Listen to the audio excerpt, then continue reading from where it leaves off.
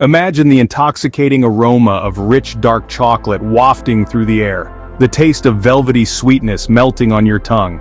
This is not just any ordinary indulgence, this is the world of chocolate making, a place where magic happens. Picture cocoa beans, those precious nuggets of potential being transformed into luscious, melt-in-your-mouth delights. Every step in this process is a dance, a careful choreography of art and science. It's about choosing the perfect beans, roasting them just right, grinding to the finest consistency, and tempering to glossy perfection. It's about coaxing out the complex flavors that lie hidden within the humble cocoa bean. It's about creating something that's not just a treat, but an experience, a moment of pure, unadulterated pleasure. And don't forget the sound, the rhythmic churn of machinery, the crackle of beans being crushed, the gentle whisper of chocolate being poured. It's a symphony of the senses, and it all begins in a humble chocolate factory. Chocolate, the sweet treat we all crave, starts its journey in the tropical rainforest as a humble cocoa bean. Now you might be wondering, how does this simple bean transform into the delectable delight that it is? Well, strap in folks, because we're about to embark on a flavor-filled journey. Our story begins with the ripening of the cocoa fruit, also known as the pod. This process takes about 6 months, and the fruits need just the right amount of sunlight and rainfall to ripen perfectly. Once ripe, the pods are hand-picked, ensuring that only the best of the best make it to the next stage. Inside each pod, there are around 20 to 40 beans, each waiting to be transformed into a chocolatey wonder. But hold your horses, we're not there just yet. These beans then go through a critical fermentation process. This is where the magic truly begins. The beans are placed in shallow containers and left to ferment for 5 to 7 days. This process is vital in developing the chocolate flavor we all know and love. Without it, the beans would simply taste bitter and astringent. After fermentation, the beans are spread out to dry under the sun. This drying process is another crucial step on our bean-to-bar journey. It reduces the moisture content of the beans and again, enhances the flavor. It can take up to a week for the beans to dry completely, but patience is key in the art of chocolate making. Once dried, these beans have come a long way from their humble beginnings. They've been nurtured, harvested, fermented, and dried. They've been on a journey of transformation, and they're now ready to be turned into the chocolate we all adore. They've become more than just fruits of the earth. They've become potential masterpieces of flavor. They've become the heart of our sweet symphony, the very soul of our chocolate bar. So the next time you bite into a piece of chocolate, remember the journey it took. From bean to bar, it's a journey of love, patience, and a whole lot of flavor. The dried cocoa beans are then shipped to the chocolate factory, where they're transformed into the chocolate we know and love. Our journey continues as these precious beans, now dried and ready, embark on their next adventure. Upon their arrival at the chocolate factory, they are greeted not by hands, but by the warm embrace of the roasting machines. This roasting process is a crucial step in our chocolate symphony, as it is here that the beans reveal their true colors, their unique flavors, and their exquisite aromas. Imagine the scent of a freshly brewed coffee, but with a deeper, richer, more chocolatey note. That's the magic of roasting cocoa beans. Once they've been roasted to perfection, the cocoa beans are then ground into a paste. This step, my friends, is where the beans truly start to morph into the tantalizing treat we all adore.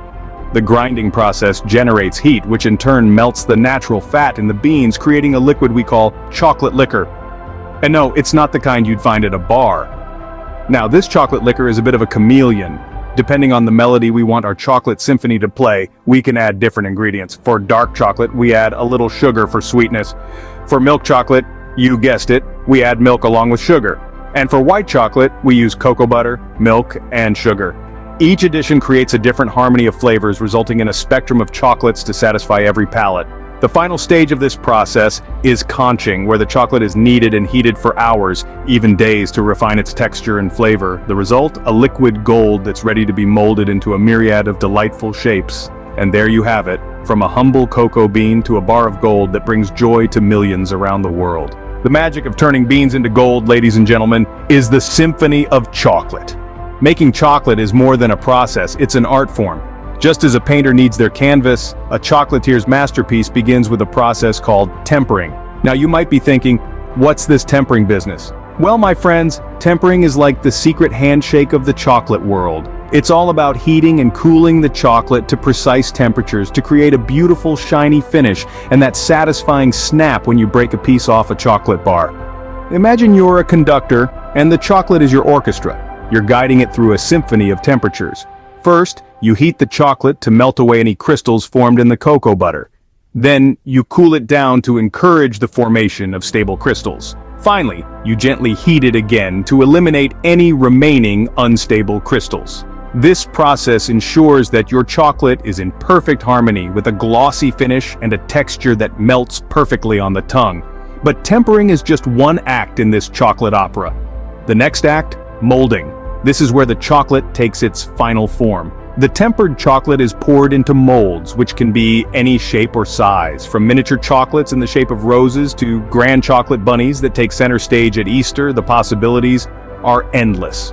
Once the chocolate is in the mold, it's time to cool down and solidify. But this is no time to relax. The cooling process must be controlled carefully. Too fast, and the chocolate will contract and lose its shape. Too slow, and the chocolate can become dull and lose its shine. It's a delicate balance, but when done right, the result is a perfectly formed piece of chocolate art. Like a sculptor with clay, a chocolatier manipulates this decadent material into creations that delight the eyes as much as the palate. So, next time you take a bite of a chocolate bar, remember the artistry and craftsmanship that went into each delicious morsel. Because making chocolate isn't just a process, it's a symphony, it's an opera, it's art. The final step in the chocolate making process is as important as the first. Let's take a moment to appreciate the unsung hero of the chocolate journey, the packaging process. This is where our beloved chocolate takes its final form before it's ready to be savored by the world. Packaging isn't just a protective shell, it's a promise of the delight that waits within. It's a tantalizing preview, a whisper of the chocolatey goodness that's about to melt in your mouth. It's the first thing you see, the first thing you touch. It's an integral part of the chocolate experience, but it's not just about the aesthetics. Packaging plays a pivotal role in maintaining the freshness of the chocolate. It's a shield against environmental elements. A knight in shiny armor, if you will, that ensures the chocolate reaches you in its best condition. Just imagine you've got this perfect bar of chocolate, crafted with love and precision. It's been through a symphony of processes, from bean to bar, each step carefully calibrated to bring out the best in the cocoa. And then it's all wrapped up, sealed tight to lock in all that chocolatey goodness. The packaging process is a fine balancing act. It's about preserving the quality of the chocolate while also making it look irresistible. It's about creating anticipation, building up the excitement for the treat that lies within. And it's not just about the bar. There's also the box, the ribbon, the tag, all the little details that make opening a chocolate feel like unwrapping a gift. It's these finishing touches that make the chocolate making process truly complete. So the next time you unwrap a chocolate bar, take a moment to appreciate the packaging. Think about the journey it's been on, from the cocoa fields to the factory, from bean to bar, and finally, to you. And just like that, a simple cocoa bean has been transformed into a piece of edible art ready to be enjoyed. So how does a humble cocoa bean become a luxurious chocolate bar? Well, it all starts with the symphony of chocolate, where the cocoa beans are harvested and prepped for their chocolatey destiny. From there, the bean undergoes a journey from bean to bar, being roasted, crushed, and ground to a fine cocoa nib. These nibs are the gold of the chocolate world. Next, the nibs are turned into a liquid gold, the base of all chocolate products. The art of chocolate making comes into play here. The liquid gold is mixed with sugar, milk, and other ingredients depending on the type of chocolate being made.